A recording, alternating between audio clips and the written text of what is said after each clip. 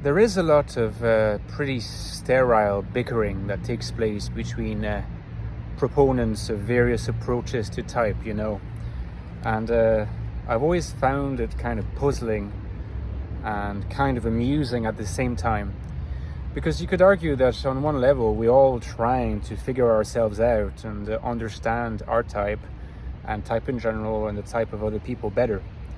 So no doubt there is some ego involved. There are the vested interests of certain people defending the model that they came up with, trying to push it as the most reliable model, the model that you ought to be subscribing to.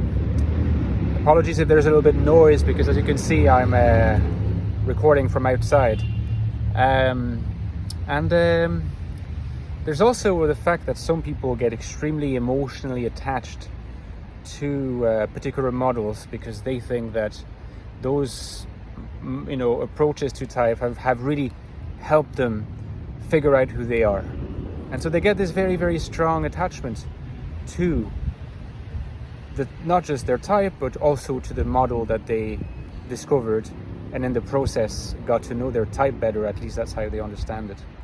And so all these different factors contribute to creating rivalry and tension and name calling sometimes between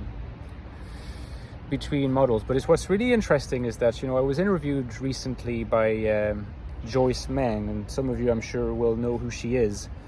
And it was not quite an interview, it was more like a debate about whether INFJs possess the FI function or not.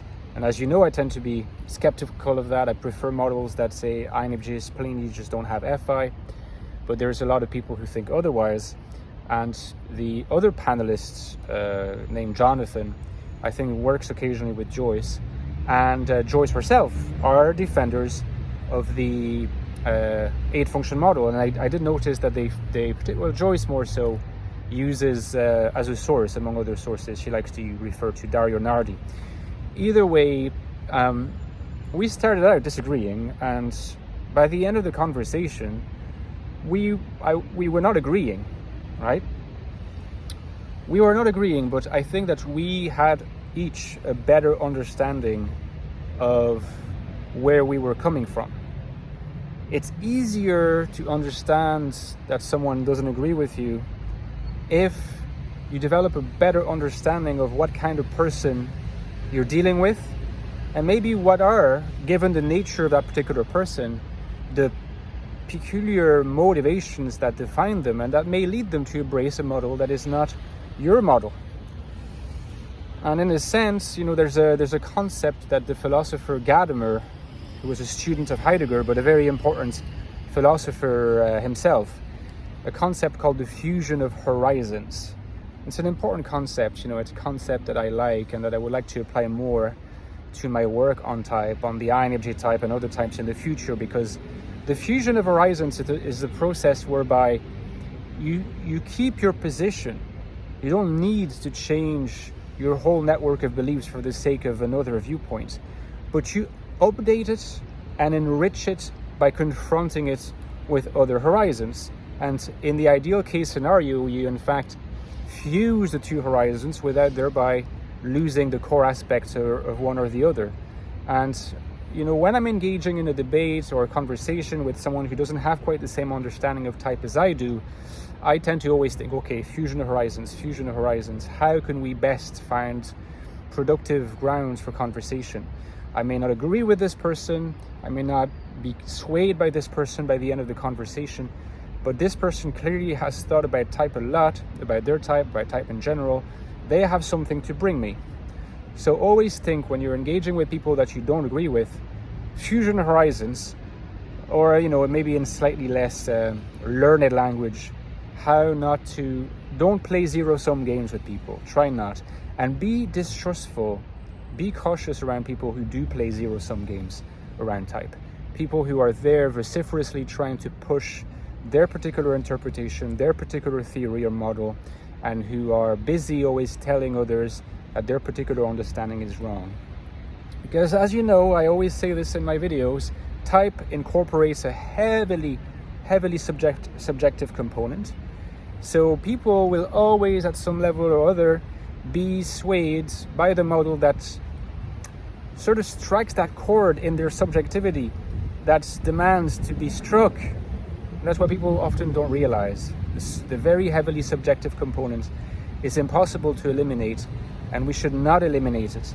But at the same time, that means that when you're discussing with someone who you don't agree with, think about them as a subjectivity as well. And their subjectivity, by definition, is not the same as your subjectivity, and maybe has different needs.